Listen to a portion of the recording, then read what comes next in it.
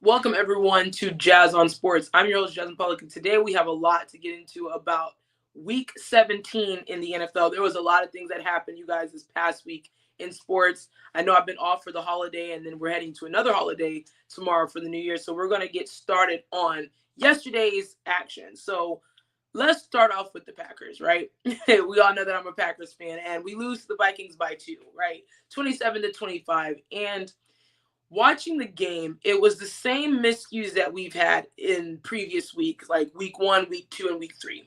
The last time I saw Jordan Love that uncomfortable was probably when his first start against Kansas City a few years ago when Aaron was injured. So looking at this game, the defense in the first half did what they needed to do. You only gave up 1 touchdown to this very high-flying Vikings offense, and you hold them to field goals, but the offense was non-existent for most of the first half, and it's very frustrating because it's not like throughout the game, halftime, Jordan Love only had 64 passing yards. It was just not the performance I was expecting for the Packers to do. But in the second half, we played a lot better on the offensive side of the ball, but the defensive side of the ball, obviously that would happen where we got tired. A lot of blown coverages.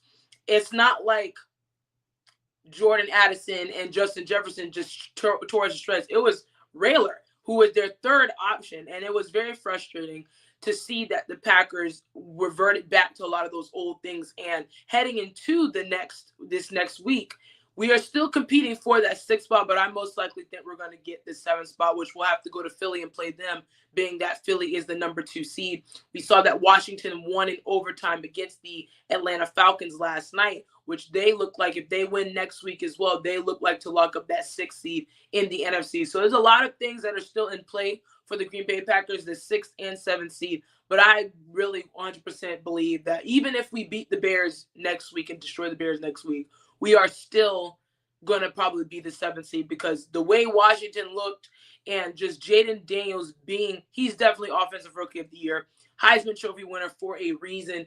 And there's too many times I've seen this year where he has put the team that last minute of the game, he is able to capitalize and will his team to victory. This Commanders team is very exciting to watch. I'm very happy for them because the organization has been through a lot the past decade, and finally they have their franchise quarterback.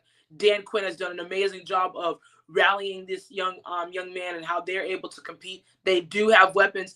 Defensive side of the ball, they do have some things, but that's just them growing and understanding that and, meshing together. And that's them adding more pieces as well heading into the offseason as well. But Washington is a very scary team. Another team to watch out for is the Los Angeles Rams. The Packers going to be a dangerous team in the playoffs. Mike, I really hope so. Looking at this, I just don't want us to revert back. There were some things I saw yesterday that we reverted back to. There was a lot of questionable things that I was very concerned about as a fan that I shouldn't see so late in the season. I enjoyed the second half and how we fight. I just think we need to get on those faster starts because when the playoffs happen, you can't start off like that and then hope like, oh, we're going to will the team late. We get to 2 points. I'm no problem with that of losing 2 points to a division rival the way we did. This was the first time in between Green Bay and Minnesota where we both had over 11 wins. So that was a big thing. Y'all hitting on most cylinders. Yeah, we were. And top 10 defense, I'm not angry, but I just want us to clean up a lot of things for it to be that close. And even in the first game we faced them weeks before, it was the same outcome. We started off slow. Jordan Love's coming off that knee injury. Then we jump back into it and hope to will a team. I just want the Packers to start off hot. Start the game off on fire. Offense needs to get clicking and different things like that. So the defense majority did not have a horrible game, but there was a lot of open things, a lot of things that we're going to clean up that I believe in, but we're still competing for that 6th and 7th spot. We look at the AFC. The biggest talk right now is the MVP between Josh Allen and Lamar Jackson. To me, Josh Allen has played exceptional this year. I get all of that. Lamar Jackson is him. He is, and this argument that I'm seeing is, oh, he has Derrick Henry. I'm like, well, he's been winning the last, couple of times the MVP without Derrick Henry. So I'm not understanding that. They did the first things, got to the playoffs. Yep, exactly. So I'm happy about that. It's 0-0 record when it comes to the playoffs, so I'm not upset about that. You know, we want to start off hot, so we need to go in there and beat the Bears. Don't have a sleeper game. Go in there, handle your business against the Bears, and then we start rolling into the postseason, because you don't want, as a team, to limp into the playoffs. You want to go in there full force. Josh Allen or Lamar Jackson could be MVP. I wouldn't be bothered by either. Yeah, that's what I'm saying. But for me, I'm picking Lamar. I think Josh Allen is a very great quarterback. The quarterback position right now in the NFL has been, you know, when we look at all these young guys coming in and playing, Jaden Daniels, even Michael Penix Jr., Bo Nix, what we're seeing from all these young guys, they're doing an exceptional job. And Lamar and Josh Allen have been red hot all year. I just think for what Lamar is able to do, the numbers, he has better numbers than Josh. I know there's talks right now of them maybe doing a co-MVP. I don't know about that. I just think for me, I'd give it to Lamar. But if they give it to Josh, I can't be angry about that either, because both of them, they're going to be in the playoffs. Both teams are going to compete. Both of them are dangerous teams. They have dangerous teams. They're both dangerous quarterbacks that can will their team to victory. Also, the real things is who is going to be left out of the MVP or Offensive Player of the Year between Josh Allen, Lamar, and Saquon. Saquon also, and one person, honorable mention, has to go to Joe Burrow. I mean, if they had a better record, and mathematically they could still get into the playoffs if the Chiefs beat Denver, which would be interesting. But Joe Burrow's another guy I feel so bad for, because his numbers are exceptional. How he's playing at an MVP caliber level, but his team, the record doesn't show for it, and that's unfortunate. But I just think this MVP this year is just very close. You look at Saquon, he reached 2,000 yards rushing this year. Eighth player to do that. I mean, that's not easy to do, especially what Saquon Barkley went through, you know, in so many injuries, so many different things in the organization with the New York Giants. You get traded to a very good situation in Philadelphia, and now you have reached 2,000 yards, second seed in the NFC. It's just exceptional what they are doing. But the MVP is really close. But if it was up to me, I would definitely give it to Lamar, just by what the magnitude he's doing it at, the making better decisions. His passing has been the best. This is his best passing year by far. He is not thinking. He's not thinking as much as he used to. Like, oh, should I do this? He's just going. Just do it. Whatever the defense gives you, just take off and do it. And I think the question is for Lamar, and I really want Lamar to win, is when you get to that postseason, we know your record. He understands his record. You have to be yourself. What makes you Lamar Jackson? He has to do that in the playoffs. Don't try to do this passing. I'm going to just start throwing the ball. They can't get. You have Derrick Henry. Do not get rid of the run. Your record with Derrick Henry rushing, keep it that way. Make the other teams make you feel uncomfortable, but you do what you need to do. Lamar needs to, even if he has to rush 30 times to win the game, and you may get like maybe 30 yards passing, or maybe 50 yards passing, 70 yards, under 100 yards passing, who cares? You have to win the ball game. If it takes you to rush a bunch of times in that game and you running and less throwing, do it. If he is to beat the Chiefs, it has to be this year. Yes, it does. It does. And even in the first game, they were literally what? You were right there. You almost beat them. I mean, if Likely had white shoes, it will be a little different. But for Lamar, do what you're good at. I don't want Lamar having to get outside of himself to, oh, I need to be this guy to pass the ball and throw it deep and then do these different things. No, just be Lamar Jackson. Be great. And for Josh Allen, it's the same thing of he has to get over that hump of getting both of them have a lot to fight for. I think Josh Allen and Lamar have a lot to prove in the postseason to be able to will their team. I think that's going to be a big storyline for both of them as well, of competing and getting to that AFC Championship game and winning that AFC Championship game. Whatever happens, we all know it has to go through Arrowhead.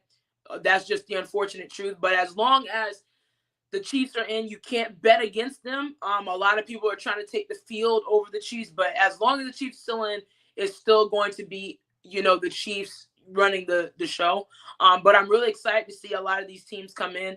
I really want Lamar to be himself. I want all these players to, of course, stay healthy. You don't want to see anyone get injured, but Lamar and Josh have a lot to prove heading into this postseason. Lamar is a good passer. He can pass the ball and win, but he has to not be back there thinking exactly which student just play is the one. Yeah, that's exactly what I'm saying. He needs to be able to not think, just do it. Just do it. Make the smart plays, and he's done that this so far in this regular season. He has made the right decisions. If it's not there, throw it away. Live another down. You don't have to force anything. Just do your job as a quarterback. Do not put the ball in harm's way. I'd rather you throw it away. I'd rather you punt the ball. The defense has turned up. It has turned up, even though they were struggling early in the season. Now the defense is where they need to be. Live on your defense. Live on your team. Those guys are going to play for you, and trust each other. Don't get away from Derrick Henry. That's also an issue that I've seen them do when they were losing. They're getting away from Derrick Henry. No, stick with that until somebody completely shuts it down. Stick with it. And nobody has been able to shut that down yet, 100%. So for the Ravens and Bills, this is a big postseason for both teams. As I will say, for Josh and Lamar, this is a big year for you both, because there's been a lot of talk of, you guys been in this league, you guys been sensational, y'all done a lot of great things, but get to that next level. Get to that next level of getting to that championship, of overcoming the Kansas City Chiefs. So this year, either one, you guys got to go. You have to go. I feel like if Josh loses, if Lamar loses, there's going to be a lot of conversations about that, of them being, okay, is getting further and further away from that conversation of winning, of getting to that championship and delivering a Super Bowl to your teams. But I think this is going to be a very interesting postseason on both conferences. You look at the NFC, again, you got who saw the Vikings next week potentially competing for that number one spot? Who saw that coming heading into this season?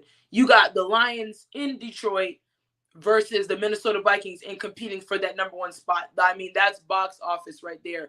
And then you look at a young Washington Commanders team led by Jaden Daniels doing what they're doing. You still have the Bucs lingering around. You have Green Bay going to be there. There's going to be a lot of teams. And then the Rams. The Rams look scary. If they're clicking on offense like that, they can score with anybody. So when you look at both sides of in the NFL for the playoffs, it's going to be a very, very interesting postseason. NFC, to be honest with you, I think it's up for anybody. I think anybody can take the NFC. I really do. I don't think, we look at the Eagles, they look sensational and things like that. You look at the Lions, you look at Minnesota Packers, different things. But I think anybody can win the NFC. As far as the AFC, obviously we know you have to go beat Kansas City. If nobody can beat them, obviously we know they're going to be back trying to compete for that three-peat. They're going to rest their guys and things like that. And again, hypothetically speaking, Cincinnati can still make it in some form or fashion if Denver ends up losing to the Chiefs. But the Chiefs are going to be resting a lot of their players. If I'm the Chiefs, do you want to see the Bengals? Do you want to see them in the playoffs? Because if the Bengals hit the playoffs, I get the defense is bad, but if they hit the playoffs with Joe Burrow, healthy Jamar Chase, and T. Higgins, and that offense, they're going to be a problem. It's just naturally going to be a problem for people. They can score. They can score and do different things like that. But I think if I'm the Chiefs, do you want them in? It's just a lot of interesting things. But you look at Denver. Denver's another thing. How Bo Nix has been looking. They're another team that can make it in. Miami, hypothetically, could make it in, too. It's just a lot has to happen. But we're going to definitely see. I'm really excited for this postseason. I think it's going to be very competitive. I think there's going to be some nail biters. I think it's going to be interesting. It's going to be great. But that wraps up the show. Thank you guys for tuning in. Again, you will catch me next week in the new year. Where the new year, a lot of new things are coming. I'm really excited about. And I'm going to be unveiling a lot of different things as far as the channel and other things that I'm doing as well. I'm really excited to be back with you guys, and I'm really looking forward to heading into this postseason for seeing who is going to make the Super Bowl. So that wraps the show. Thank you all. See you guys next week, next year, for more on Jazz on Sports. Have a good one.